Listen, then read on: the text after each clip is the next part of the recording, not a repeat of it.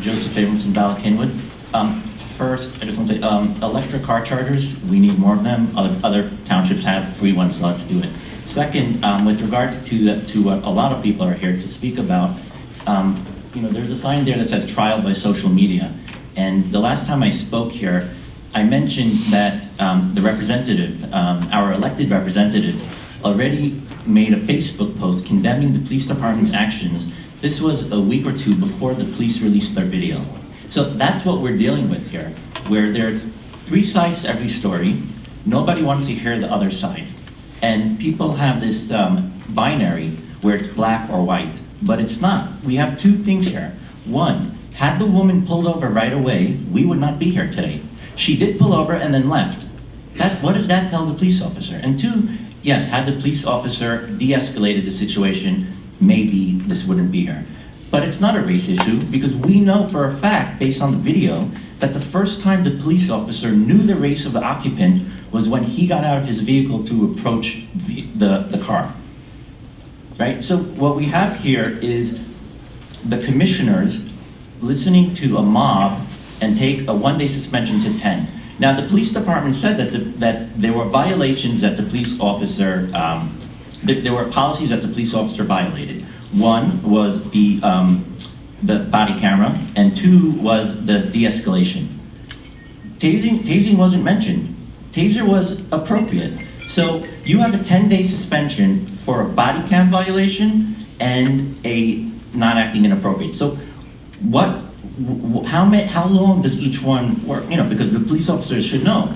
Because there are occasions where the body camera may not be functioning properly. So are they up for, is that a 5-day suspension, a 10-day? Like, where exactly is it? And I just also want to ask, I know a few months ago maybe, and the police department or the police officers had a vote of no confidence in the superintendent and the leadership. What has the Board of Commissioners done to that? We have, every so often you have a vacancy to hire someone in the Lower Merion Police Department. But why is there a vacancy in the Lower Merion Police Department? You always say that we're a first-class township. A first-class township should have people lining up, waiting to join the Lower Merion Police Department.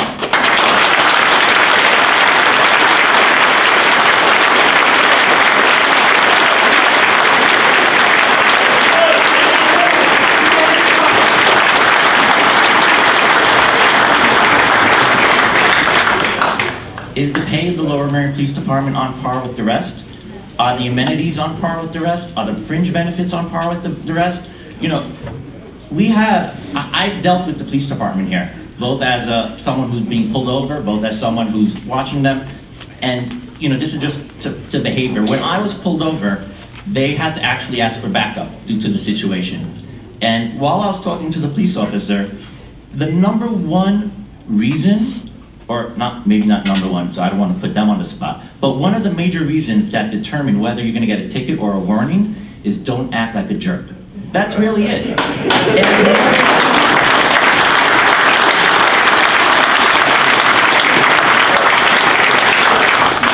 The police officer has discretion, just like an attorney has discretion, a prosecutor has discretion, right?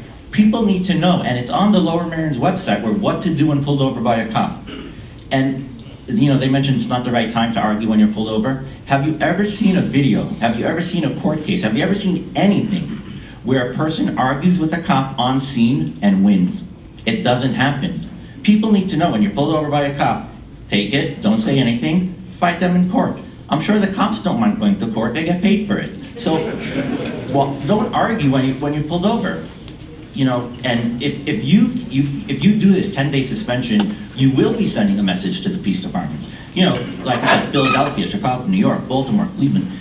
This is what happens when the management does not support the police department. You always say first-class township. You cannot have a first-class township without a first-class public safety. Thank you.